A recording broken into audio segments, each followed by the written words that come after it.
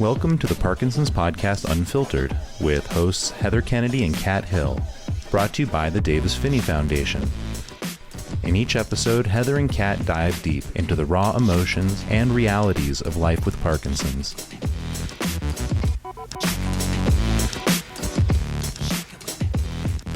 Hey, Heather. Kat Hill, what are you doing here? What are you doing here? That's a really good question. Whose idea was this? Well, let's tell them who we are, Heather. Okay, you first.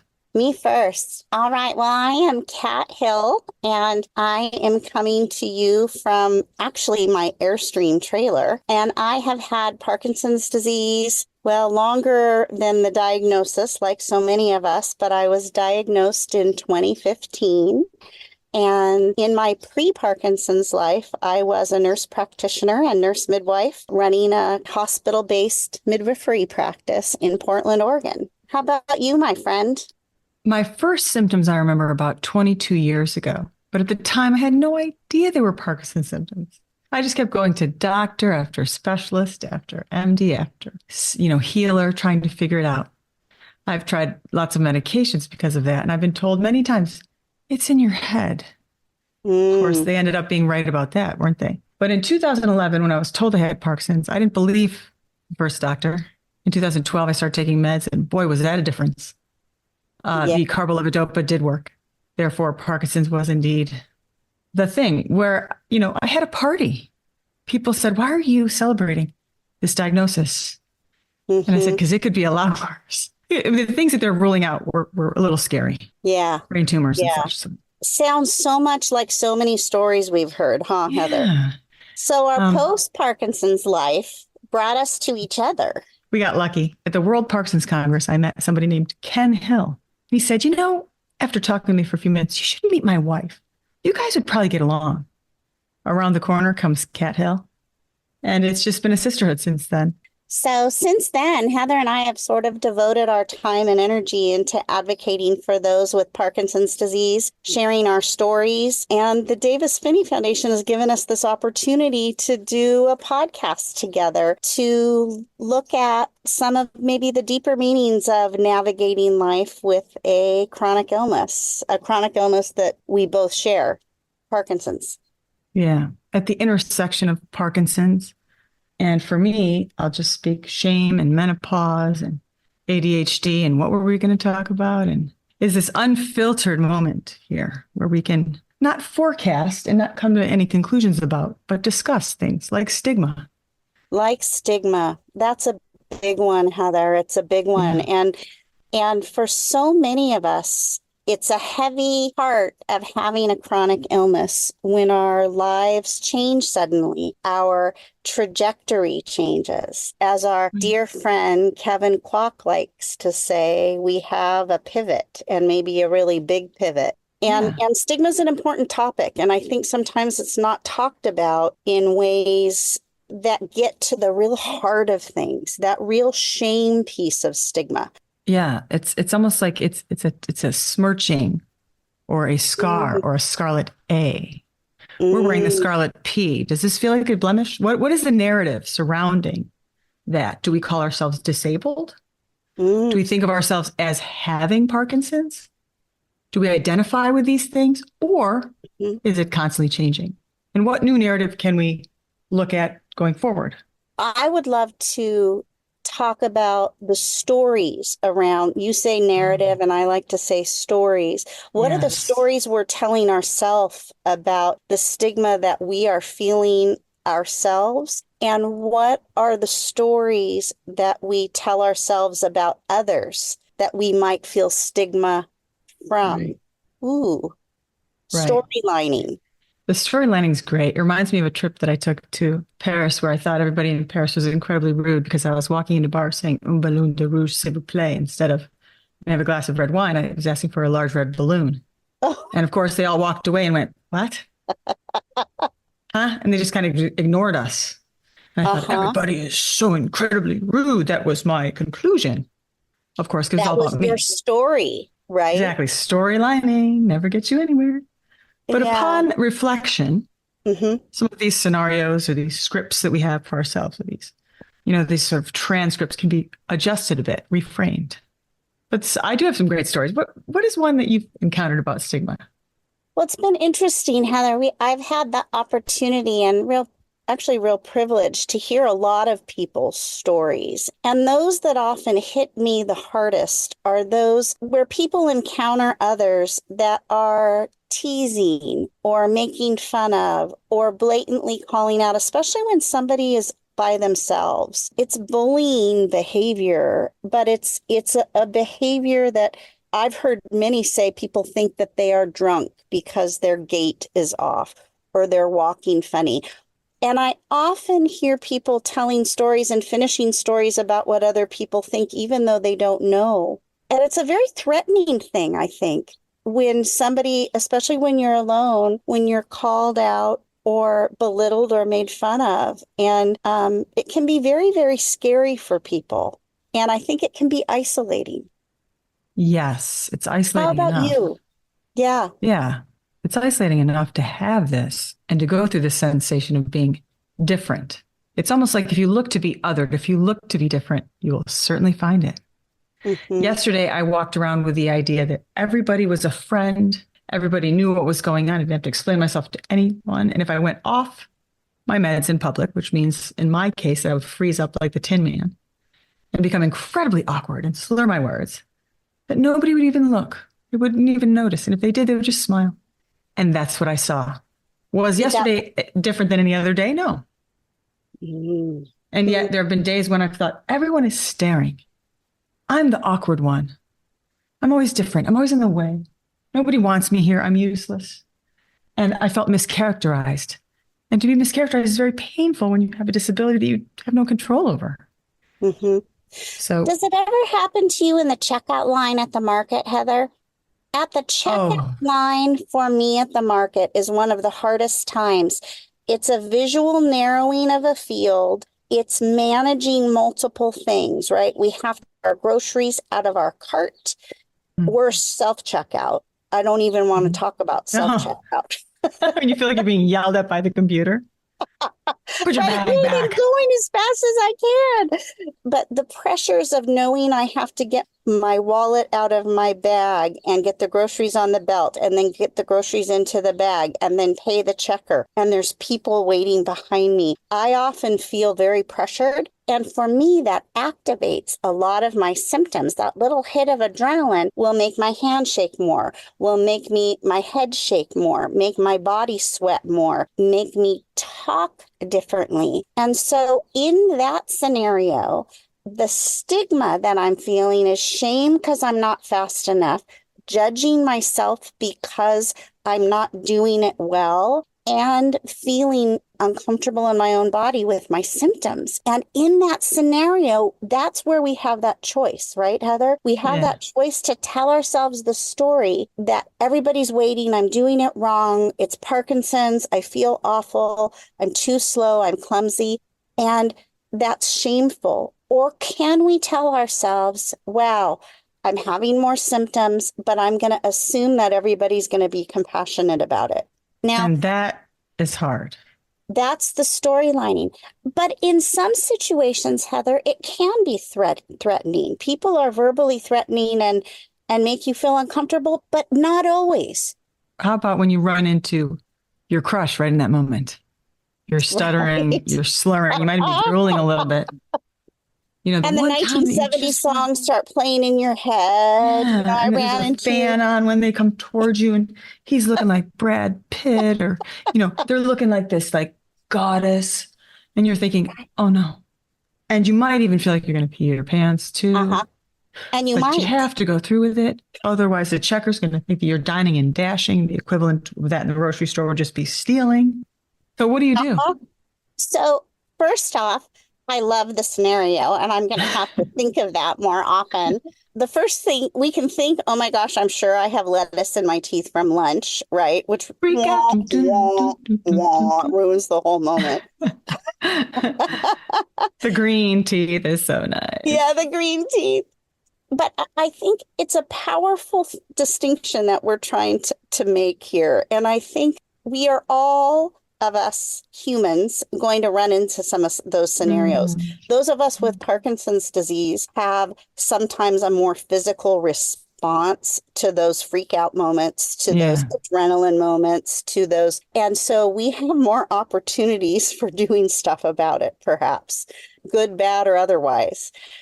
And I am hoping that this podcast or these messages might reach people who are feeling that way and maybe feeling like they're the only ones, and knowing maybe that we're doing it maybe will help. Imagine if we were able to take a pause and stop focusing so much on ourselves or how we're being perceived and look out at the other person and think about how they're doing, how we can be of service or make things a little easier for those around us. And therein lies the other hook. If I feel like I'm in the way, I'm not being helpful. Parkinson's can make us pros at navigating these issues, like you just said. Is so spot on. Instead of freaking out or becoming self-absorbed with how I'm appearing, I'll pause for a moment. I'll take a deep breath.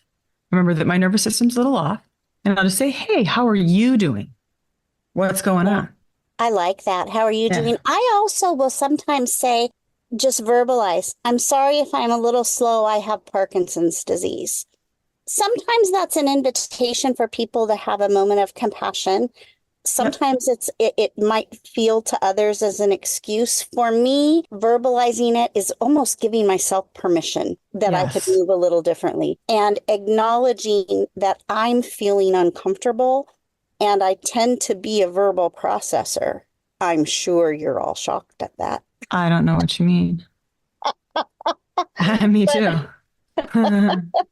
Yeah. And for me, it just gives myself permission to say, okay, that's where I am. Okay, I'm moving on. I can get my foot to shuffle forward and pick up the grocery bag and grab back onto that sacred grocery cart, because I love having the grocery cart in front of me. I feel so much safer. That's the other thing. At the checkout, you have to give up the grocery cart, right? Yeah. And that's my walker. Right. Yeah. I don't think people realize that. Ooh, there's a project, Heather. Yeah. We could do little walkers that we could transition from the grocery cart to the checkout line back to the grocery cart.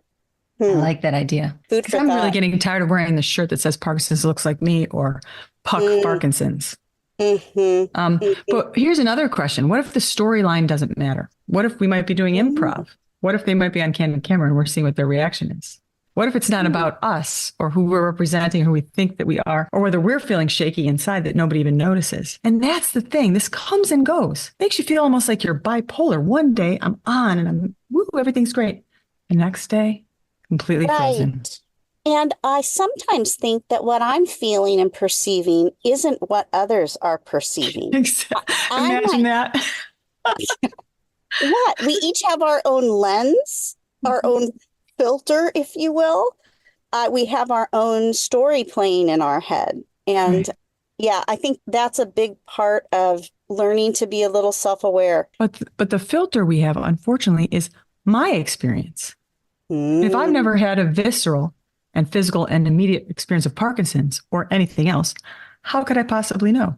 Did you know what Parkinson's was like before you had it in your own body? No matter how many times you read about it or watched Michael J. Fox or talked to Davis Phinney, could you really understand?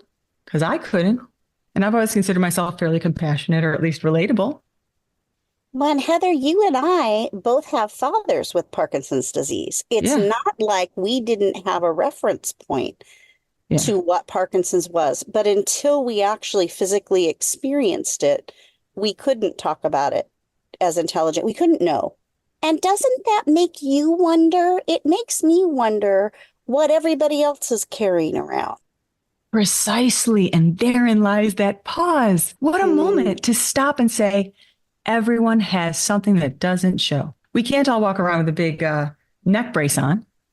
I've noticed when I had my arm in a sling, everybody was so kind. Oh, let's get the door for you. Oh, how are you? I'm like, this is the least of my worries, peeps. Right. You know, it's kind of like saying to someone who's been through the war, oh, wow, that's terrible. You have a broken ankle. They're like, this is not really that much of a problem. You know, don't get me wrong. It's all relative. It's a visual cue, though. It's a visual cue that says something is broken right? Can you imagine if we could have a, brace on our brain? Oh, wouldn't that be lovely? Although DBS was quite the experience with that. I was also Mm, thinking about being worthy of respect and having purpose and meaning. If mm. I don't feel useful, I start to shame myself. Therefore, everything that I see from there on out becomes, in a way, sort of stigmatized. Heather, do It's you warped. think that that's partly, or I guess I'm going to speculate in general, is it because as we focus more and more inward, our lens gets smaller and smaller? And when we're being of service and thinking of others, we broaden that, and maybe it gets easier to remember what other people are experiencing? I don't know. It's something to pause and think about, maybe. It is true that the transcripts change. My Indeed. experience is different if I'm outside of my home.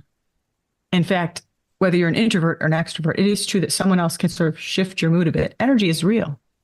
Yes. And so we're all mirrors. If I have love and unconditional love, I'm going to be putting that back out. And yet I know people have had no unconditional love and they're the most loving. So people do a lot of work.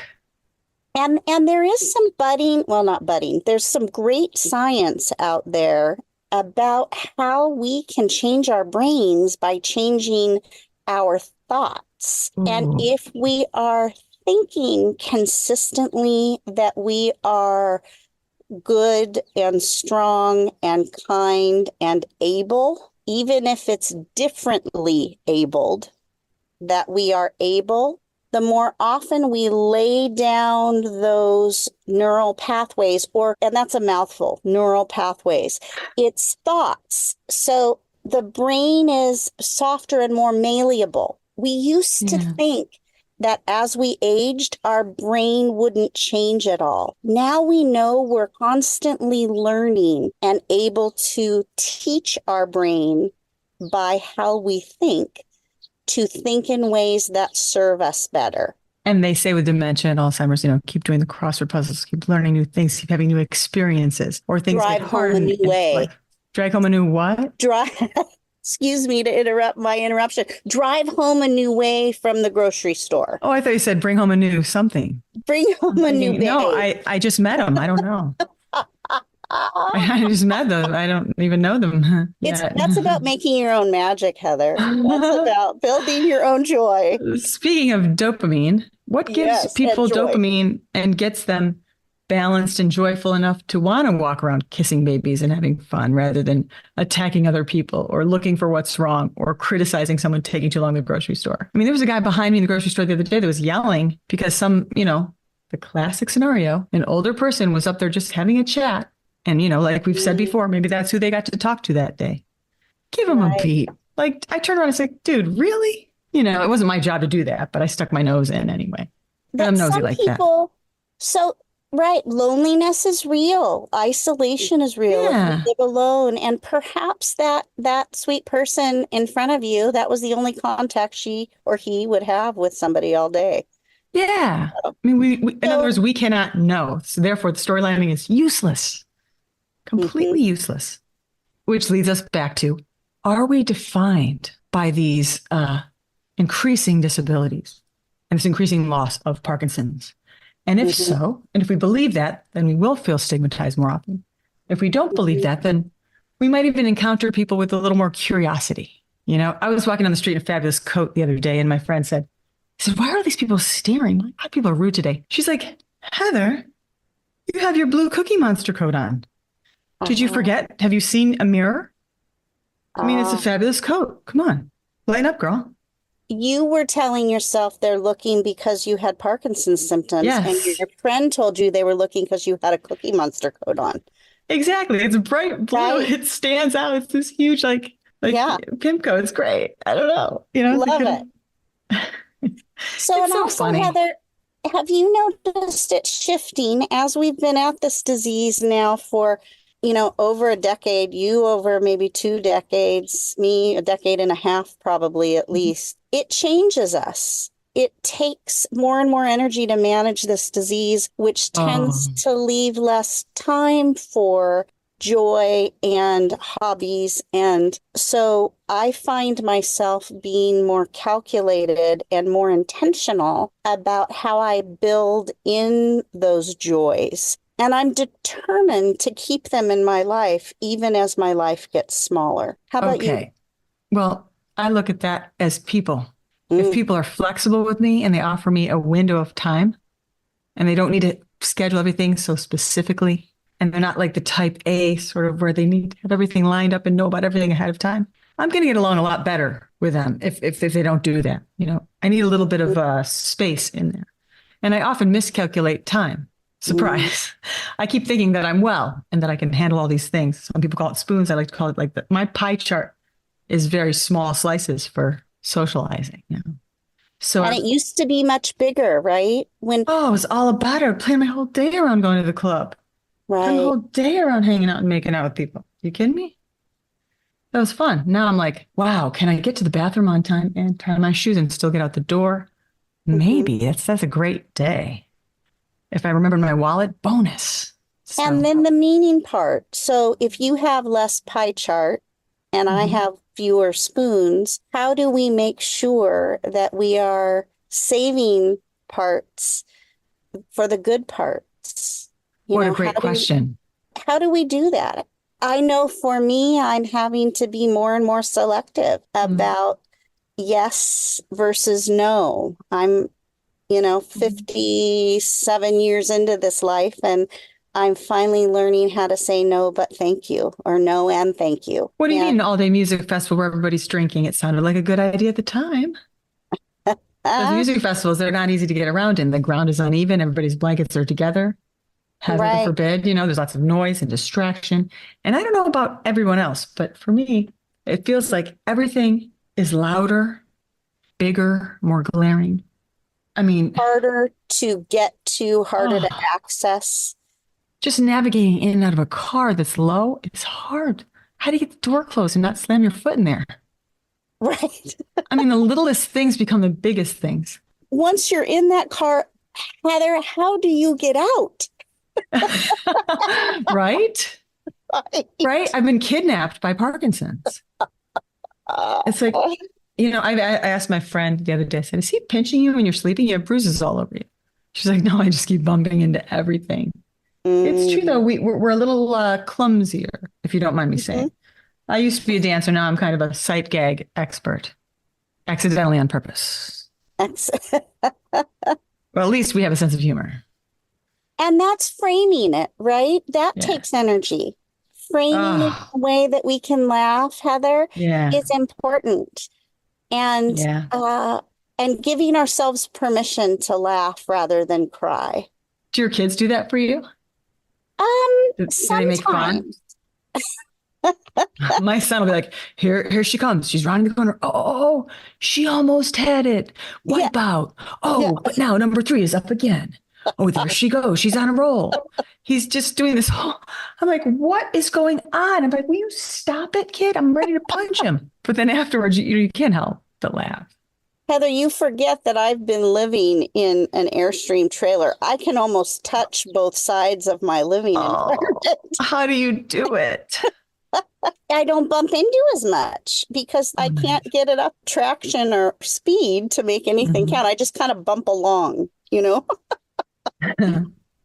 One thing I've noticed too, that as I become less mobile, my mind becomes a lot more manic, or rather Mm, busy mind. I mean, it's not a disadvantage. It doesn't mean that we're damaged. It just means that, well, one part gets a little quieter or slower. And, I'm losing my voice a little, which my family's like, yes, finally. just, just kidding. But I would like to take some speech classes. I think our brains get freed up from how much it takes to navigate the world as our Mhm. world gets smaller. And so that space gets opened up to fill with other things. Like you've been doing a lot of reading, the kinds of things that you can cite in terms of what you've read and Yeah. you digest information in such an amazing way, friend. And then you feed it back to me in ways that I can take on. But I think our brains, maybe you might call it the Parkinson's superpower. Yes. is that we unlock other parts. And maybe, I don't know that I want to say Parkinson's is a gift, because I would never give it willingly to anybody. It's not something that I'm grateful for. I'm not grateful for the disease, but I can be grateful for the parts of me that I'm learning about perhaps sooner or in a different way because of the disease. And Yes. some of that creativity, I've learned to paint and find value in still activities. I know that you're a prolific painter. And you've published a book. I did. I Just co-authored mentioning. and published a book, which is something I don't think I ever would have done in my midwifery life. Yeah, I'm much more into research now. And also, what about, for example, the books I like by Pema Chodron, The Wisdom of No Escape, or Comfortable with Uncertainty. We must get comfortable with uncertainty. I cannot answer my friend who asks me what I'm doing at 3:00, what I'll be doing at 3:00, because I don't know if I'll be on or off. If my meds do not cross the blood-brain barrier and my deep brain stimulator is not working correctly and the stars aren't perfectly aligned and I haven't eaten protein and I've slept and I've, there's the whole checklist has to happen. And then if that magic moment comes when I'm on, it'll be a yes for the 3:00. Otherwise, and I wonder why I don't get invitations to places. Aw. You know, you always have an invitation with me. Yeah. Oh, thank you. So the uncertainty of someone's story. Here we go back to our storylining. And the other part, so I'm going to challenge us, Heather. I'm going to challenge us and maybe some of our listeners. So when we don't get that invitation again, our story could be, oh man, I never get invited to anything. People don't like me anymore. I don't have anything to offer. Or the storyline could be, wow, that's kind of a relief because it frees me up to do X, Y, or Z. The other thing is this assumption that we storyline that people don't love us anymore or don't care. It may be that they're trying to be graceful and not put too much pressure on us.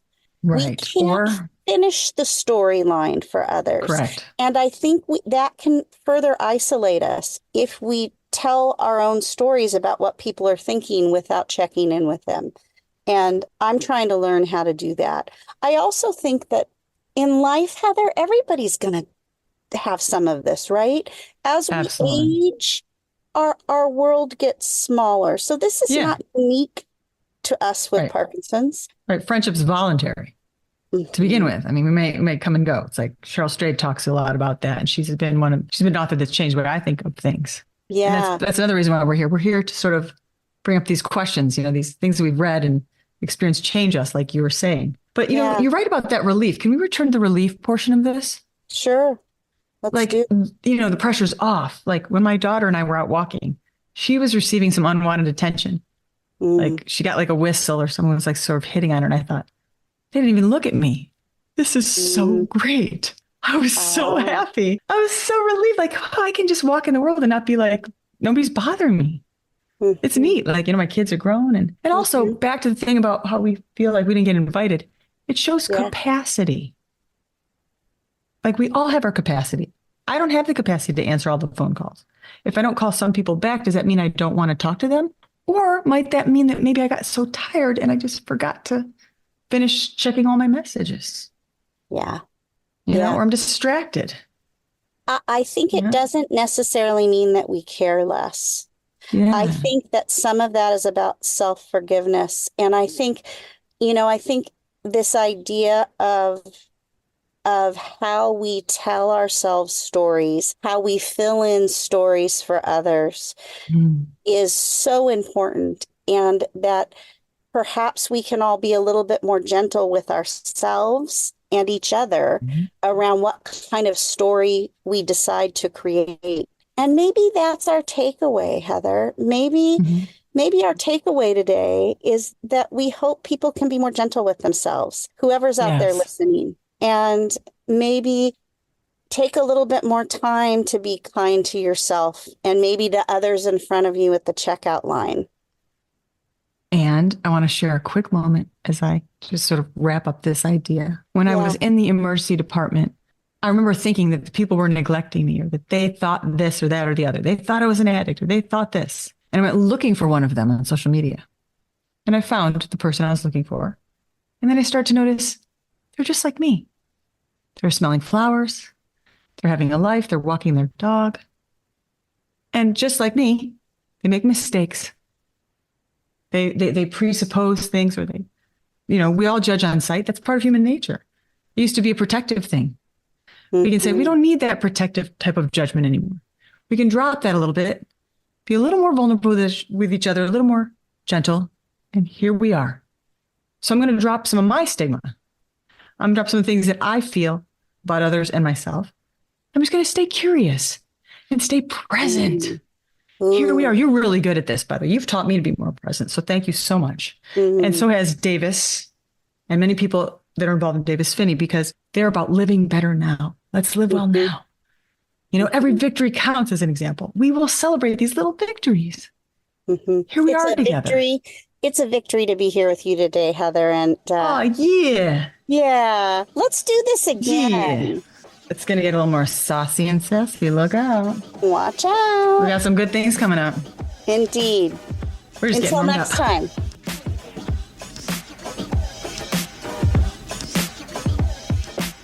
Thank you for joining us for this episode of the Parkinson's podcast Unfiltered with Heather Kennedy and Kat Hill. For more information about the Davis Phinney Foundation and to learn about educational offerings and community events for people affected by Parkinson's, please visit davisphinneyfoundation.org or dpf.org.